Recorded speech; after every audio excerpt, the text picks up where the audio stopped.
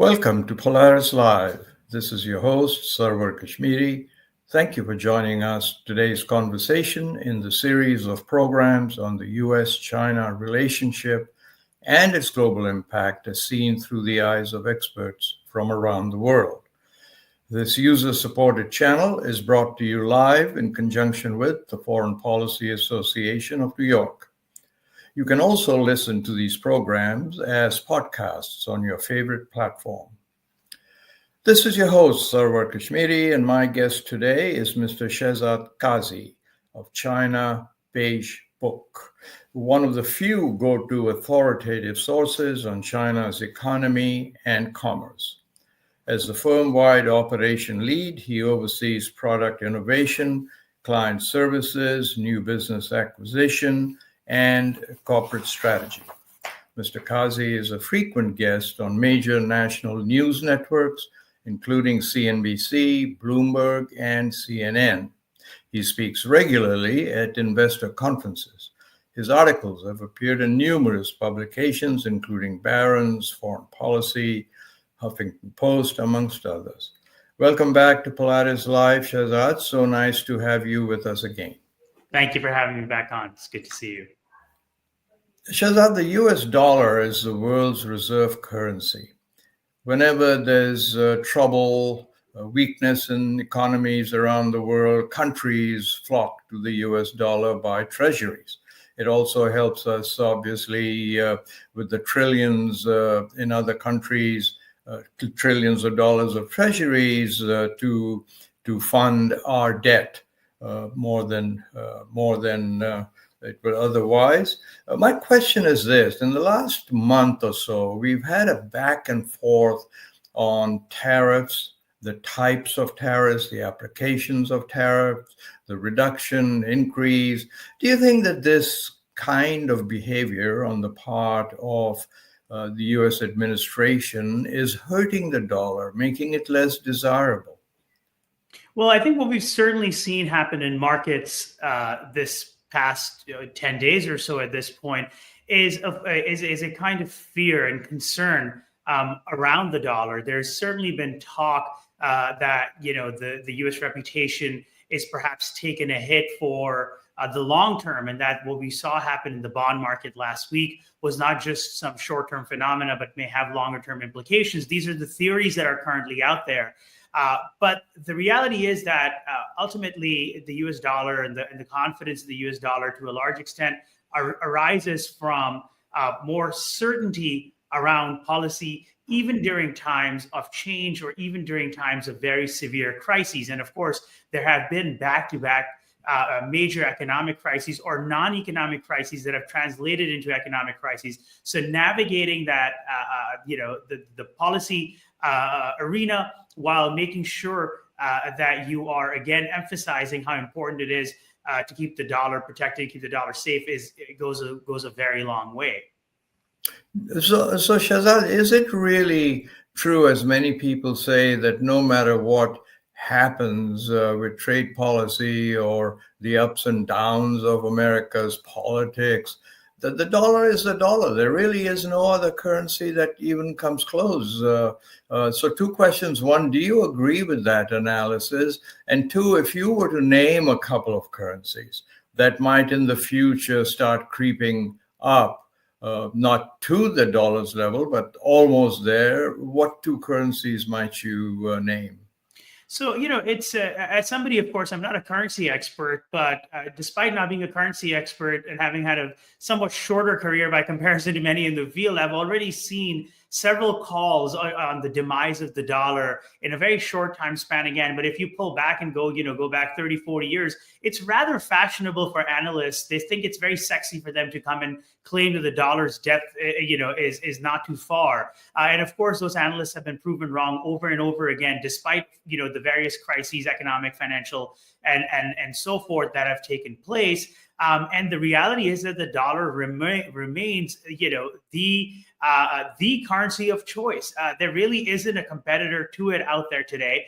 And any other currency that realistically threatens the dollar's supremacy in the world today. it's very fashionable also to increasingly, especially in the developing world, to talk about the fact that the Chinese yuan somehow is going to replace the dollar, or that they're going to become the world reserve currency. And of course, it's hard not to snicker at that a little bit, because it seems like a lot of folks talk about the yuan becoming the world reserve currency other than the Communist Party, which of course has shown no ambitions, no desire to do so, and keeps the yuan pegged to the US dollar itself. Even if there were talk of or any type of serious movement towards that happening, it would take a very long time, right? So the yuan, China's the world's second largest economy, right? So the yuan, however, is an incredibly tightly controlled currency. It's not freely convertible. There are all sorts of concerns that China has around what would happen to the yuan if it were to be freely convertible. Chances are that it would be much weaker than it is today, and it would create all sorts of financial panics inside China and capital flow crisis in China and so forth. So the fact of the matter is that the dollar is strong. It doesn't mean that we should be irresponsible in how we utilize it as a weapon of war, but the dollar seems right now pretty safe. You know, I was asked a question at a conference where I was speaking the other day, and I thought I'd pop it to you. And the question was that the dollar is so strong. At one point, we thought that the euro would start to rival it in some ways because the population of Europe and, you know, the GDP and so on. Why has the euro not come even close to the dollar? And I know this is a blue sky type of question, but love it if you can just think about reasons. Well, you know, let's forget, you know, that Europe has a lot of internal problems, right? And they've had lots of internal issues with getting various countries on board and similar economic policies and so forth. And of course, they've had the Greece crisis and others. And now Europe is changing because all of a sudden Germany has decided that, you know, balanced budgets and tight fiscal spending is no longer important. So Germany, which of course for the longest time ensured that countries were not running deficits and so forth, is now becoming a very attractive place for folks to go and try to think about German bonds and buy those, right? Markets are increasingly excited about that. So there are changes happening, but I think the EU certainly was not in a place to rival the dollar. But, you know, and I'll say this sort of half jokingly, you know, the U.S. economic strength comes from the dollar backed by the United States Navy. And the fact that the United States is the preeminent military power in the world is not something that we should easily look over when we think about things like our economic supremacy and the supremacy of the dollar and its place as a world reserve currency. Fascinating, and I guess that's a discussion that'll go on for a long time. So, Shehzad, more to the point of what's happening today, China is facing over 140% tariffs on exports to the U.S. Do you think that Beijing will retaliate with a sharp devaluation of the yuan to counter the economic shock of these tariffs? You know, we put out a note to clients about a week ago or so. And one of the things that our chief economist wrote in that note is that financial experts or China watchers have now called the last 8 of the 0 one-off devaluations of the Chinese yuan. And that's our way of saying that, again, it's very fashionable to claim that China is going to try to do a one-off devaluation. But again, listen to what the PBOC, listen to what the Chinese authorities are saying. But more importantly, let's look at what they're doing. They made it pretty clear that a devaluation of the yuan is not something they want to do. There are lots of reasons for that. You know, devaluing the yuan is not, at this point, at 145%, by the way, even if it was half of that, all bilateral trade between the two countries, you know, would essentially come to a standstill. So devaluing the yuan in itself would not be particularly helpful. It would also, of course, mean the yuan would be moving lower against other currencies, and so other countries would also be pretty upset about a move of that sort. But again, as I said, that creates other, you know, the financial, the exodus of capital from China and so forth, the problems that they faced in 2015, 2016, that's a risk they don't want. They also, by the way, don't want a currency manipulator charge added to the already long rap sheet against them from the US and really from the world at large. Does it appear to you in this back and forth that's taking place, Shehzad, with tariffs on, tariffs off, but then focusing all the tariffs heavily on China, that what started out as a, quote, reciprocal tariff, unquote, series of actions is now fast becoming a U.S.-China sanctions regime, with other countries kind of playing a small supporting role. Well, that is how many would have argued this should have gone to begin with, that this was largely about China. This is not to say that the U.S. doesn't have, issues on trade, the trade front with the EU, or that the USMCA, when it came for time for it to be reviewed, the U.S. wouldn't be asking for more concessions or more things. That's not to argue that, but that the large trade issue that the United States has today is with China. And of course, the United States is not alone. The EU has a problem. Developing countries have a problem because China has an economic policy that relies on overproduction and dumping their products abroad. So where we are today is, of course, how this should have potentially started out in terms of this being, by and large, a China-focused issue. That there are other elements of it which I'll get to in a second, but that's where we're almost kind of back to where, in many ways, we could have or potentially should have started. Well, I mean, that's so interesting. There's a lot of talk from the hardliners in the Trump administration about delinking U.S. from China. And lately, we've just seen some incredible technical advances from China. I talk about, for example, DeepSeek, right? The artificial intelligence engine that was developed.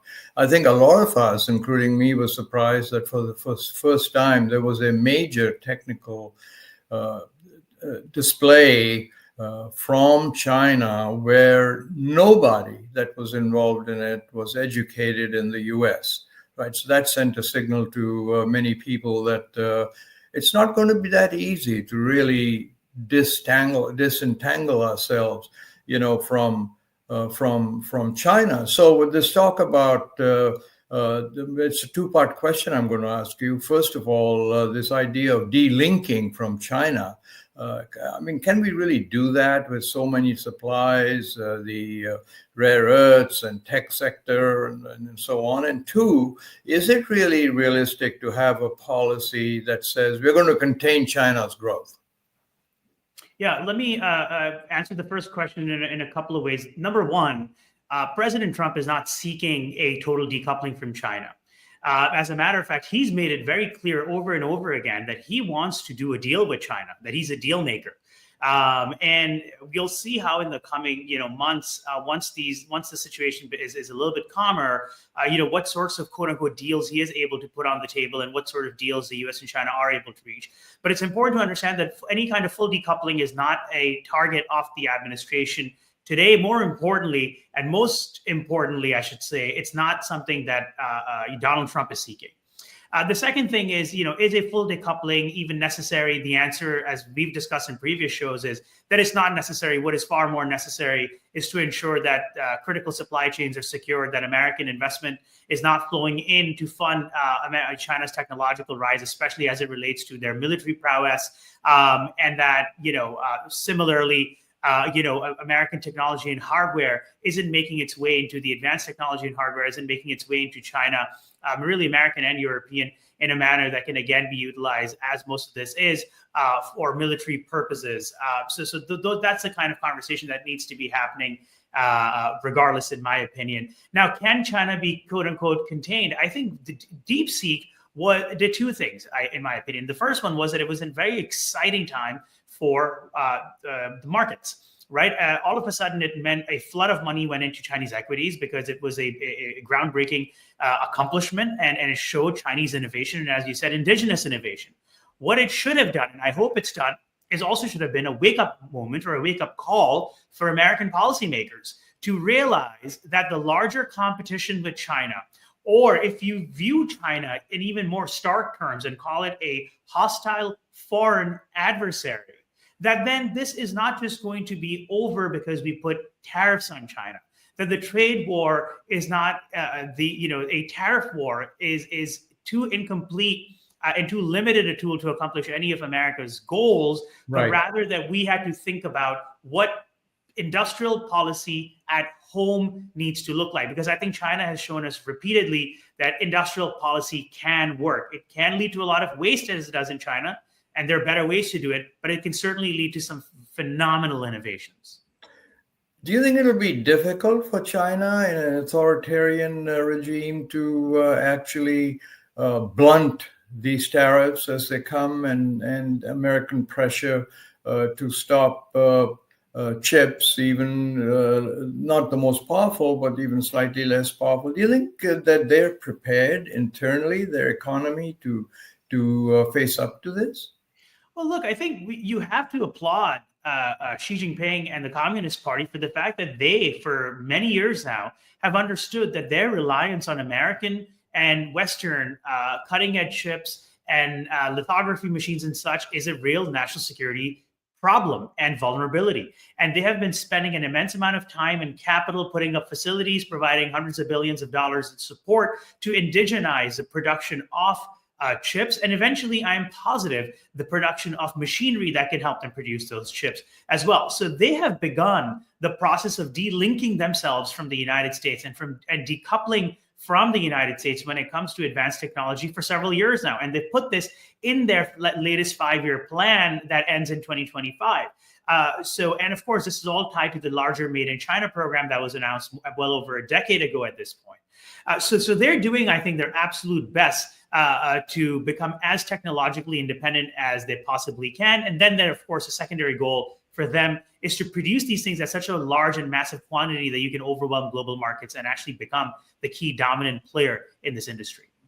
But, Shehzad, on top of my head, I basically agree with you that the Trump administration really wants to negotiate, and that delinking may be an exaggeration in the press.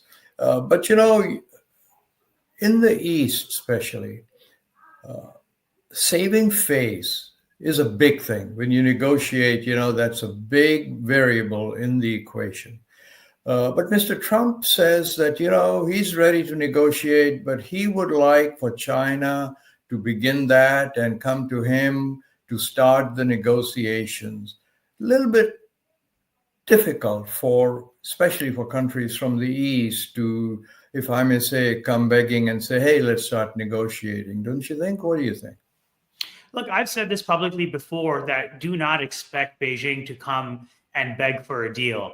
Obviously, you've had Macron, you have Keir Starmer, you've had now Giorgia Meloni, and lots of other high-profile individuals, Japanese, have all come to DC, and they came to DC before tariffs were hit, right? So the president is getting the kind of respect that he thinks America deserves, but I just don't think that's something realistic with China. That said, I think what needs to be also looked at is that Donald Trump has been incredibly, I think, complimentary of President Xi. He regularly says he's his good friend, that he's very smart, and that he really knows what he's doing. And he has been very cautious in terms of how he talks about President Xi, even when he's being incredibly critical of China. And I think to the point where I think some people may even consider it inadvisable because it looks like it's President Trump who's almost trying to flatter President Xi into picking up the phone.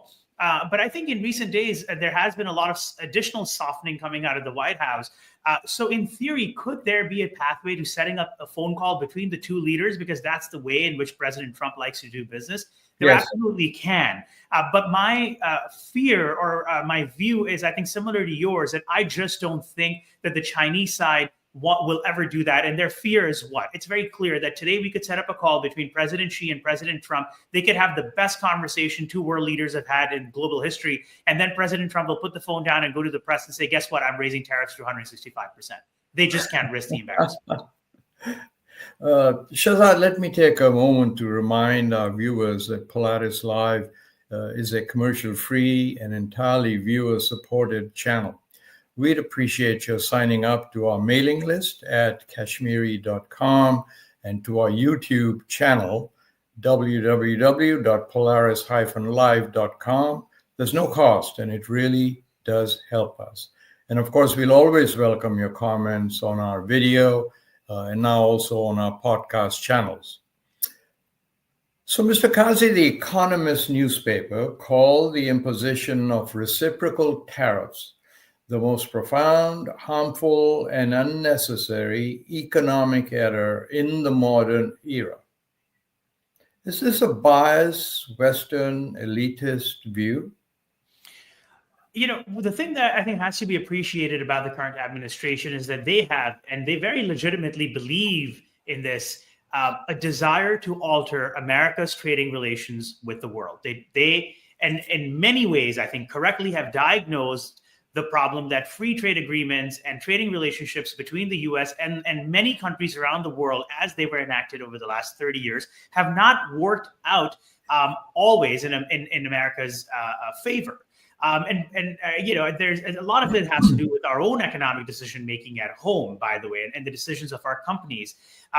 It's not just blaming other countries for it, but regardless, they want to change that, right? And what they've decided is that reinstating some kind of minimum global tariff regime is going to be very, very important. As a way to change our trading relations, not just with China, but also with the EU, and then to also make sure that we're redoing trading relations with countries like Mexico or countries in Southeast Asia or East Asia in a manner that they support the larger goal of changing our trading relations with China. And we can come back and talk about transshipment and stuff in a bit if that's of interest.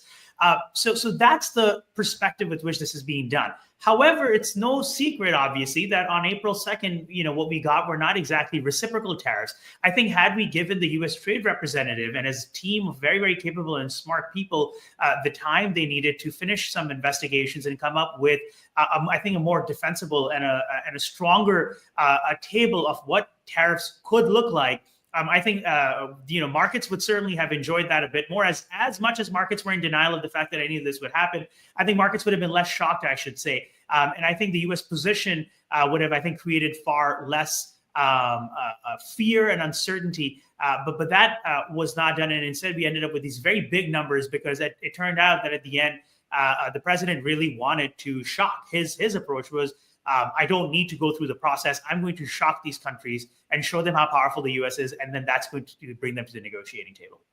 But Shehzad, how does one square the fact that the dollar is still the world's strongest currency, that America has per capita national income five times larger than China, if I remember my numbers, that the average wealth, the wealth of an average citizen, removing liabilities like home ownership and other fixed charges, is probably higher than it's ever been. I mean, how can one make the argument that America has not benefited from me? It seems to me that America has benefited more than most other countries in the world from the trading system that we have. So how can one justify what he's doing and the rationale for doing it? Yeah, the problem with the way that our the reality where we are today as a result of our trading relationships abroad, but also as a result of the policy choices we've made at home, is first and foremost, of course, the almost complete outsourcing of our industrial base to not just the world, but to one specific country, largely to one specific country, and that country is called China. The fact that America relies so heavily on its pharmaceutical inputs from China is shocking to me. The fact that we rely so heavily on everyday goods, things like during the pandemic, we realized that we couldn't supply our households with toilet paper. Toilet paper? Why is toilet paper the problem? Is it because we don't make toilet paper in America? No, it's not the paper that's the problem. It's not even putting the toilet paper on the roll that's a problem. But the machinery required to put the toilet paper on the roll is not produced here anymore. So we couldn't do it. So the fact is that these high-level statistics about American wealth, quite frankly, are not particularly useful when you think about, that the fact that we couldn't produce our own personal protective equipment, that we rely on a singular factory in Shanghai to produce contrast dye. And when that contrast dye could not be produced because of COVID lockdowns in China, we couldn't perform life-saving treatments and procedures in hospitals in the United States. This is a very, very serious problem. This is a very serious concern. This is not China's fault. The fault is that our policymakers first of all, were fully behind a big merger and acquisitions boom, which meant that a lot of competition was destroyed, that they did not put restrictions on what sorts of industries can wholesale leave the United States versus those that could not. And over the years, as these problems became clearer, we decided not to do anything to stop them, to the point where today, rebuilding a lot of this stuff is going to take decades and decades. Shipbuilding, by the way, is being talked about all the time. It is very concerning that America actually has no shipbuilding power left whatsoever. So these are the problems that have happened. Every country has to produce things at some level, right? So, and of course, a lot of folks, and I'll stop at this point, have sort of sneered and snickered and jeered at this and said, oh, well, what are we going to do, make Nikes in America? The point isn't that we need to make apparel in America. The point is that we need to start thinking about the manufacturing of the future. We need to think about what's critical. We need to think about what's integral to our everyday sustenance and national security, but we also have to think about the manufacturing of the future. And that's the direction in which this conversation has to go. Otherwise, guess what? China's going to be doing it all for us. And that's a very, very serious problem from a national security standpoint.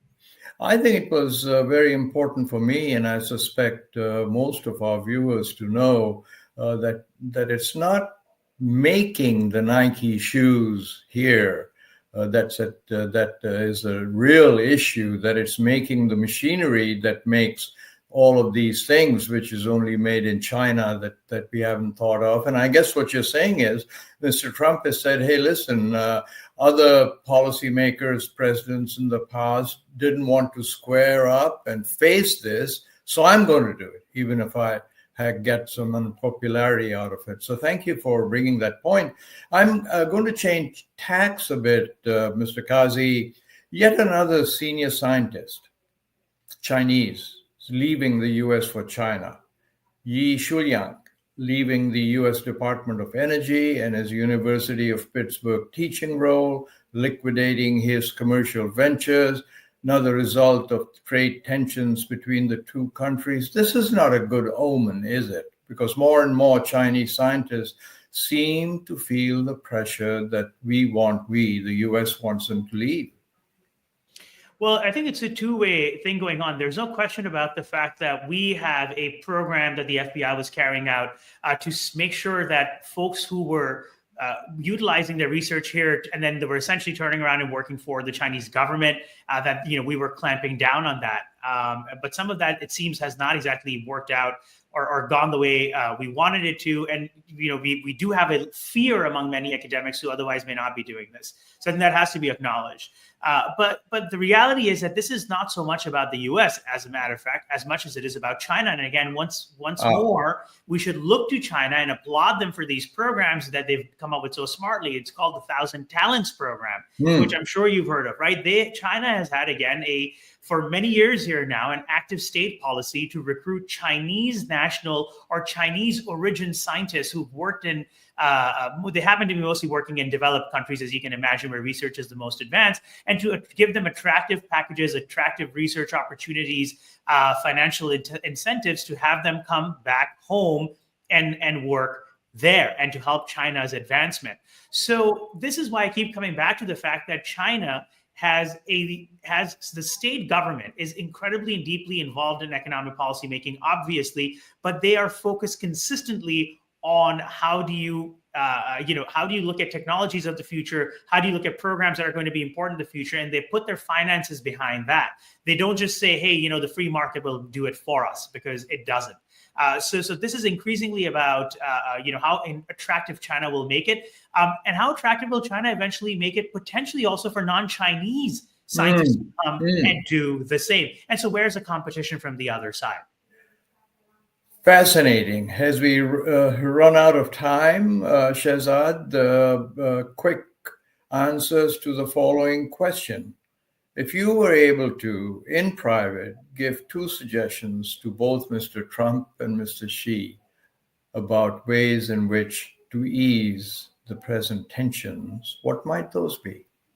My suggestion to both sides would be to increasingly frame the conversation as we have so much, we are so entangled with each other, that entanglement has actually created more insecurity and vulnerability, that some amounts of disentanglement and quote unquote decoupling will actually counterintuitively insert a level of stability in our relationship with each other that'll help us perhaps have a more fruitful relationship moving forward. That's really the framework that I would urge both sides to increasingly deploy as they talk about each other and as they deal with each other.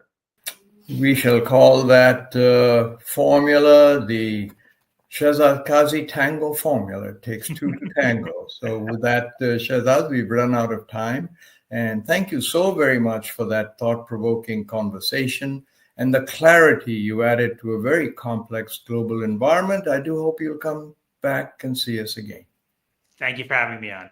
And thank you also to our viewers from around the world. Please join us again on Polaris-Live.com as we continue to explore the most consequential relationship in the world, United States and China, and its impact in the world.